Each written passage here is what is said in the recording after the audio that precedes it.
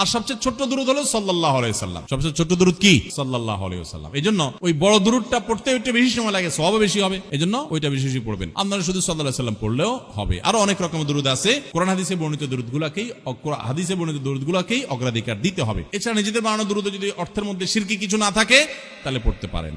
সবচাইতে উত্তম দুরূদ কোনটি? সবচেয়ে উত্তম দুরূদ হলো যে দুরূদটা আমরা নামাজে পড়ি। আল্লাহুম্মা সাল্লি আলা মুহাম্মাদিন ওয়া আলা আলি মুহাম্মাদ কামা সাল্লাইতা আলা ইব্রাহিম ওয়া আলা আলি ইব্রাহিম ইন্নাকা হামিদুম মাজিদ। আল্লাহুম্মা বারিক আলা মুহাম্মাদ ওয়া আলা আলি মুহাম্মাদ কামা বারাকতা আলা ইব্রাহিম ওয়া আলা আলি ইব্রাহিম ইন্নাকা হামিদুম মাজিদ। এটা হলো সবচাইতে উত্তম দুরূদ, নবী সাল্লাল্লাহু আলাইহি ওয়াসাল্লাম নিজে শিক্ষা দিয়েছেন। আর সবচেয়ে ছোট্ট দুরূদ হলো সাল্লাল্লাহু আলাইহি ওয়াসাল্লাম। সবচেয়ে ছোট্ট দুরূদ কি? সাল্লাল্লাহু আলাইহি ওয়াসাল্লাম। এইজন্য ওই বড় দুরূদটা পড়তে একটু বেশি সময় লাগে, সওয়াবও বেশি হবে, এজন্য ওইটা বেশি বেশি পড়বেন। আপনারা শুধু সাল্লাল্লাহু আলাইহি ওয়াসাল্লাম পড়লেও হবে। আরো অনেক রকমের দুরূদ আছে। কোরআন হাদিসে বর্ণিত দুরূদগুলোকেই অগ্রাধিকার দিতে হবে। এছাড়া নিজেদের বানানো দুরূদ যদি অর্থের মধ্যে শিরকি কিছু না থাকে তাহলে পড়তে পারেন।